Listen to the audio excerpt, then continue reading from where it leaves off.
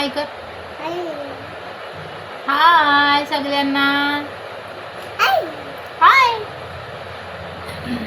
नमस्ते, स्वागत आहे तुमचं माझ्या आजच्या व्हिडिओमध्ये. तर ही आहे माझी मुलगी मायरा. तर ही खूप छोटी आहे, आत्ताशी 16 महिन्याची आहे. तिला सांभाळायला कोणीच नाही आहे, त्यासाठी मी तिला घेऊन आता व्हिडिओ बनवणार आहे. कारण मी तिला लांबच ठेवलं होतं, पण जेव्हा मी व्हिडिओ बनवत असते, व्हिडिओ बनवताना मला म्हणजे खूप गोष्टींना सामोरे जावं लागतं.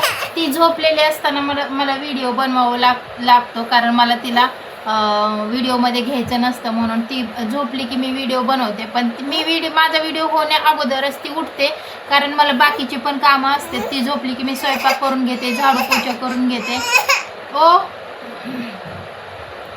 आणि बाकीची पण कामं असतात. आणि व्हिडिओला कमीत कमी 1-1.5 तास लागतो. तर तोपर्यंत तर ती उठते. जास्त वेळ ती झोपत सुद्धा नाही, अर्धा ते पाऊण तास झोपते. तेवढ्या वेळात माझी कामं होत नाही, म्हणून मी ठरवलं आहे हिला घेऊन मी व्हिडिओ बनवणार.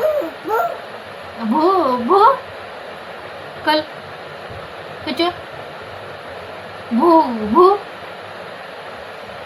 तर आशा करते तुम्हाला सगळ्यांना हिला बघायला सुद्धा आवडेल आणि आमच्या दोघींच्या व्हिडिओला तुम्ही सपोर्ट कराल.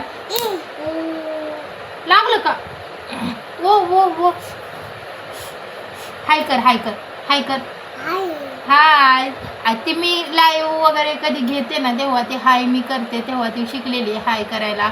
तिला हाय, बाय, अजून टाटा, अजून काय येतं म्हणणं, भरपूर काही येते. तर मला सपोर्ट करा आणि माझ्या व्हिडिओमध्ये हिला छोट्याशा पिल्लाला ॲडजस्ट करा. आणि मला नक्की म्हणजे मला माहीत आहे तुम्हाला नक्की आवडेल हिला बघायला.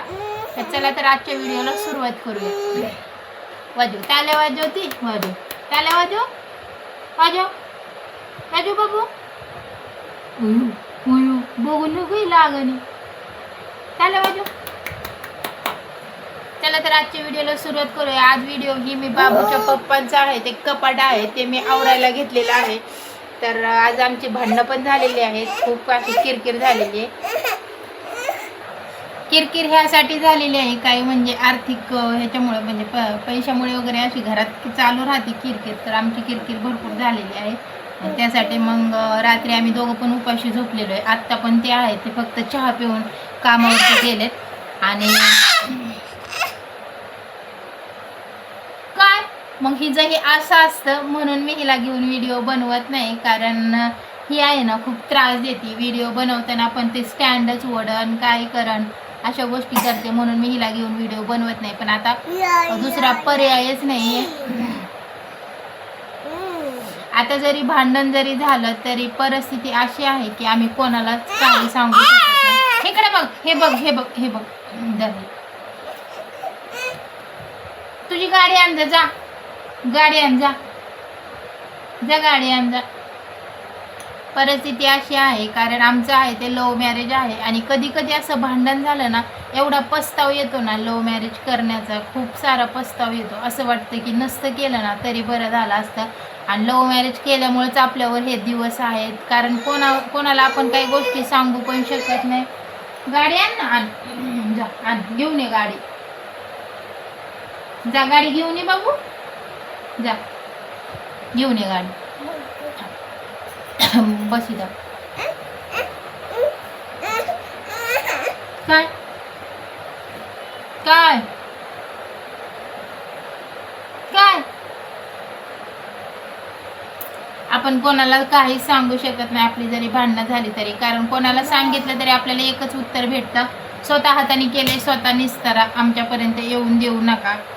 आणि तुलाच हवस होती, तुझ्याच पसंतीने केले.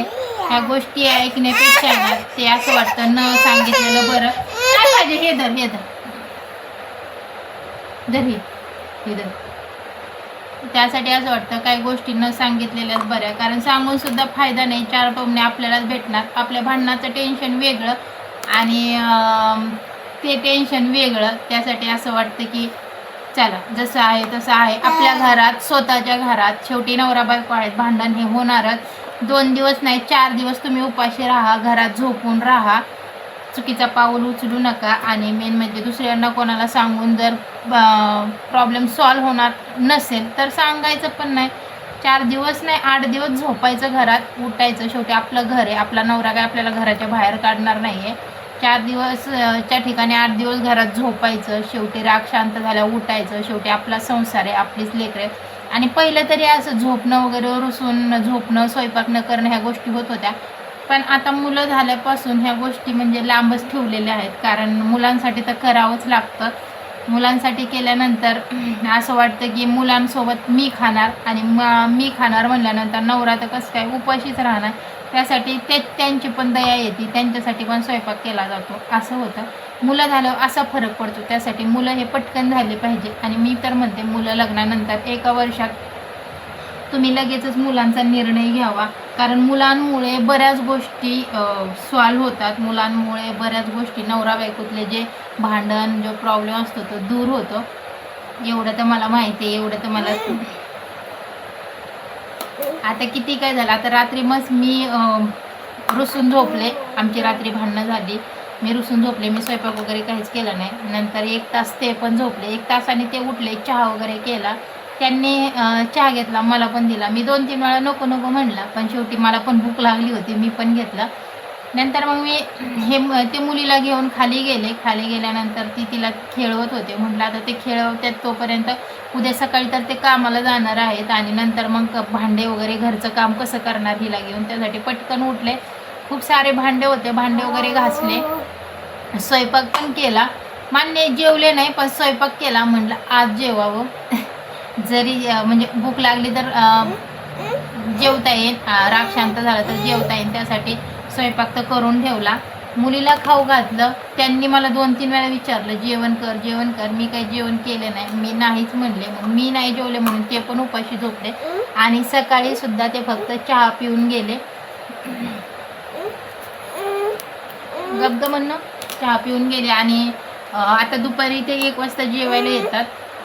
मग दुपारी जेवायला आल्यानंतर तर आता कसं ते कामावरनं येणार म्हटल्यानंतर तर शांतपणे वाढावं लागणार.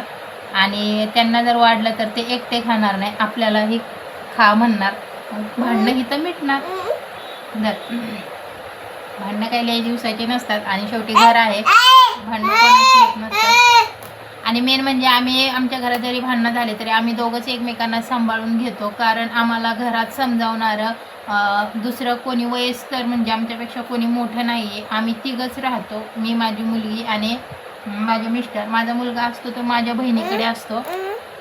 त्यासाठी भांडणं जरी झाले तरी आपल्याला बाई समजवणारं कोणी नाही आहे. नाही आई वडील, नाही सासू सासरे, नाही कोणी दुसरं वयस्कर माणूस घरात. त्यासाठी किती भांडणं झालं तरी आपलं आपणच उठायचं आणि आपलं आपणच करायचं.